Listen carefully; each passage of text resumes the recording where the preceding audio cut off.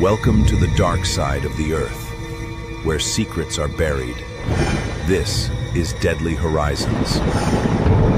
Robert Bardo. Happy Friday, everybody. This is Jeff with Deadly Horizons. Today we're talking to Robert Bardo. He'll be joining us here momentarily. Unfortunately, Sharon is not going to join us, but she's here in spirit. Recall, press 2. If you would like to permanently block your number from thank you for using Securus, you may start the conversation now. Hey, Jeff. Pretty good. How's it going?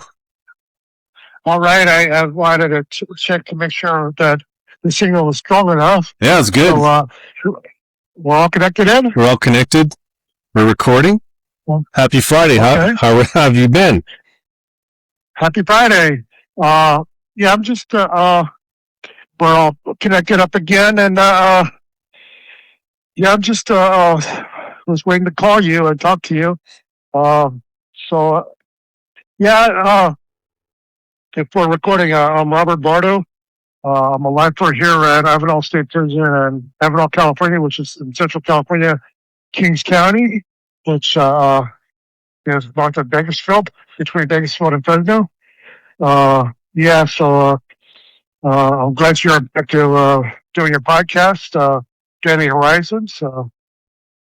It's good to be back. Yes. Yeah, absolutely. So I presume that it's just you and me for today? Just you and you and I. Sharon will make it. She regrets it, but she said she'll be with us next time.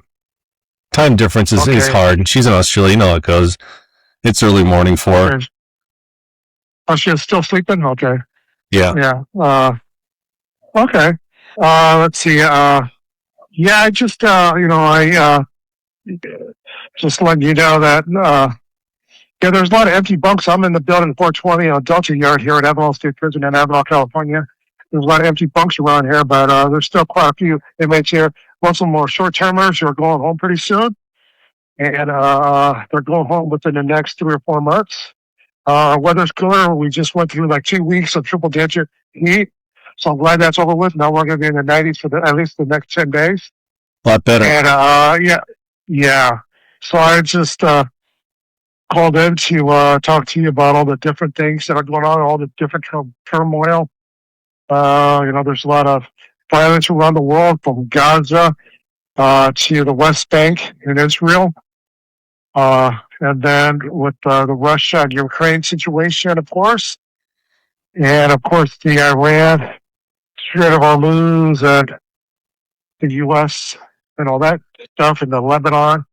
So, we got a world and then, of course, the people of Sudan, and then the Sahel and the Sahara Desert, who are struggling against various insurgencies. Got to remember them. Can't forget the people of Africa. So I'm just, wanted to talk to you about my particular views about people, especially young men, especially young white men who go off the deep end and it seems inexplicably commit acts of violence. And my goal of talking to you today is if there's any of them listening to this podcast or will listen to it, to let them know, to learn about compassion and empathy, and not look up to the people who do gun violence. There's sadly and tragically there's young men who look up to other school shooters or the Columbine shooters from 1999 in Colorado, which is your neck of the woods. Sure is. I've been there. So it's all very sad, and I think since this is broadcast on the internet and on the World Wide Web, a lot of young men go to the World Wide Web and they get indoctrinated and they hypnotize themselves with dark stuff from the dark web, and they brainwash themselves with negativity, and they come to believe that violence is a way to act, to lash out with their resentment. And I'm just trying to get people to think about connecting. That's important. Feeling resentment or feeling it. Yes. Yeah. And what are your thoughts on the most recent? August 1st was in Twin Falls, Idaho, with Chad Williams, who was 24 years old. I'm sure you know at the In-N-Out Burger. What's your take on? And no one knows anything yet. If you had to give your 2 cents on it. Well, I heard about that In-N-Out shooting, and it's tragic. And he killed himself when I heard, and it reminds me of the Sparks, Nevada casino shooting where a guy was armed with, I think, with a semi-automatic, and he went on a killing spree inadvertently. Now, I don't know if these places have a connection with this individuals, or there's just a place where there's a lot of people. But I'm assuming that they brainwash themselves with the negative stuff that they see on the World Wide Web, and perhaps they don't have trouble fitting in, and they have a lot of resentment, and they have them against the world type of attitude, and they feel like, they're guided by. I noticed there's a lot of depression, that dark thinking. It's not necessarily feeling sad, but just feeling a sense of inner pain that they can't get rid of, and they feel violence will help them get that poison out. But I'm a firm believer in God and Jesus Christ, and I believe that when you do evil here and don't repent of your sins, it can lead you to a pathway to hell. And you take when you commit suicide. To me, after committing a murderous spree, I believe that leads you on the path to hell. And I want people to be filled with the light of God and the love of God, and realize that they can be pulled out of that darkness, and they should get help. And call the National Suicide Hotline or the National Hotlines for Mental Health. I don't have them on me, but perhaps you can put it in the show. Put it in like on a soundbite for both numbers. And then also the National Center for Domestic Violence and various shelters, to put that on your website too. And, because there's a lot of shootings where guys take their domestic violence way beyond just household. And they spread it beyond into the community. I have some statistics. So there's a website called Mass Shooting Tracker, and so far this year that have been reported, it's over 352 shootings. And that's not just like not just like a Columbine shooting or the in and out. That can also be gang related. It could be domestic, but usually a mass shooting is about 4 victims, including the shooter, to consider it a mass shooting. So that's a lot, right? 352 this year. That's reported. Not everyone is known.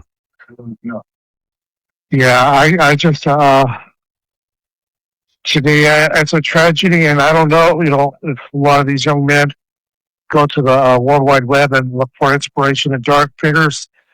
But if there's anybody who comes across my case and try to find inspiration in a dark way, I'm trying to dissuade them from that, and that's why I'm speaking to you today. Yes. But I mean, I know I do a lot of horror art, and I have driven true crime figures in the past, which I quit doing.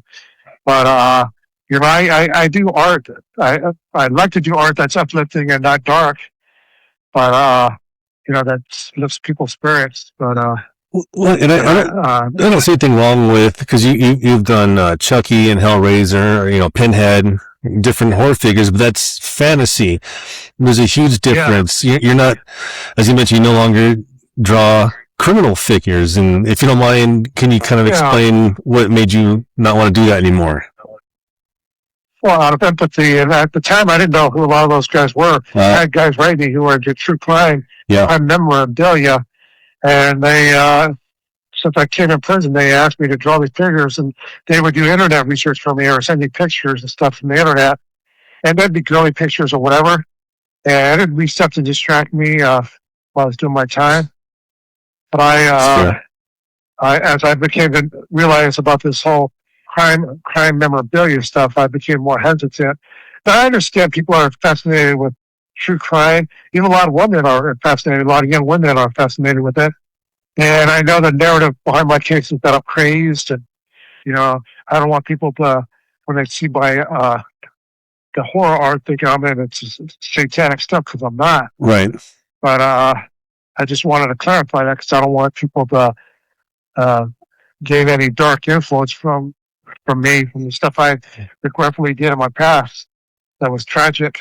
And I've never seen anyone reference your artwork as being satanic, which is, I understand you want to stay away from that stigma, but, rest assured from seeing folks that will share your artwork, it's not about that. And people always talk about like how your style keeps improving. over the years. I think you've been drawing since the late 90s, if not sooner, right? Yeah, I mean, I've been drawing since the 90s because I had a couple of prime memorabilia guys that I befriended because I didn't have too many people that I socialized with because, of course, the notoriety my days. Yeah. Back then, it was, so they would do internet research for me. But I think one of them's passed away. I was told, but I don't know. He lived in Jacksonville, Florida. But and then another one, he's still around, but I don't, correspond with him anymore. And he was also from Florida, another side of Florida. But I just, they were out to use me and exploit me, and I just stay away from that. But I mean, I try to use art to connect with people because I don't mind, like the ways why I do these podcasts, because I'd rather want to connect with the community in that nowadays. I don't want to find ways to engage the public to and see if I can inspire the public to join me and doing things that could lift people up. So that's my involvement in all this. Well, and even doing a podcast like mine, so we talk about true crime, the paranormal, and oddities. There's all kinds of different podcasts that you can go on. I think it was Jordan Lyon when you were on his podcast. So his audience is different than mine, and mine's very small and it's a niche, and his is huge, and he doesn't do a lot of true crime. Remember Jordan Lyon when you're on his podcast? So his audience was different, and they were taking you different ways because they don't know you personally. They only know from the story, which a lot was guided by the media. We don't want to talk about it. I'm saying that when you're on our podcast, so you have people that are familiar with you now, not the past. So we don't get judgment on ours where you can speak freely. Yeah, and it's my art that's actually gotten me more fame than my past crime.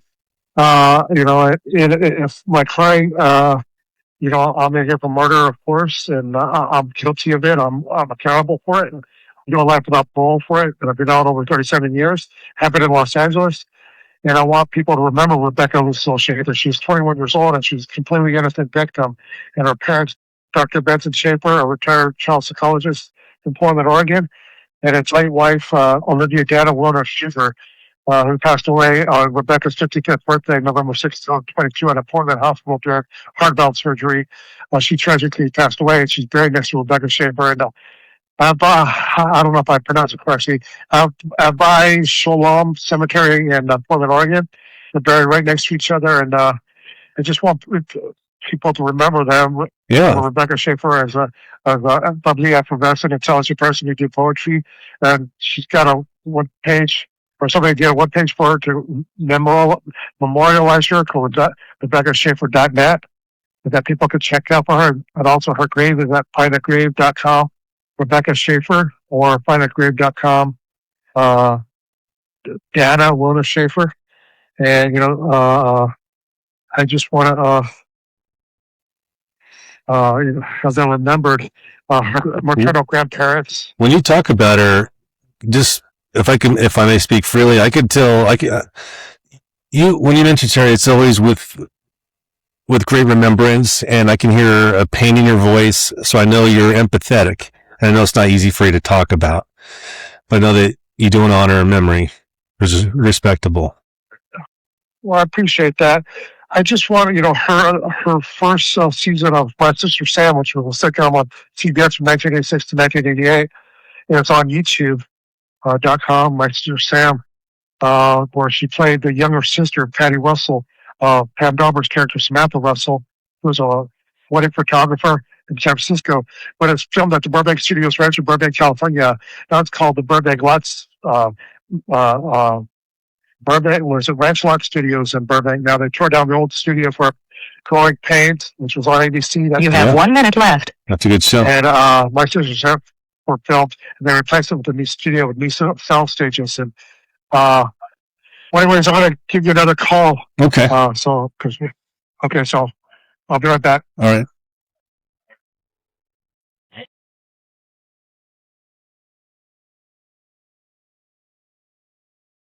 Welcome back. An incarcerated individual. The caller has hung up. Uh-oh. The caller's hung up. Hopefully he'll call back here in a second. So, those of you who don't know, Robert Bardo very well, he does not like to talk about his crime, the specifics of what had happened. A lot of individuals that have committed crimes don't like to. Different reasons. It's hard to acknowledge it. Or, it could affect upcoming parole hearings, or the possibility of trying to change from life in prison without parole to parole. I think Robert is kind of a rare case where he's a mixture. He's trying to separate himself from, he doesn't like talking about serial killers. He will talk to crime. He'll talk about current events, but he definitely does not like to talk about his case any longer. He won't draw Rebecca Schaefer either. He used to draw her quite a bit. I'm assuming for requests.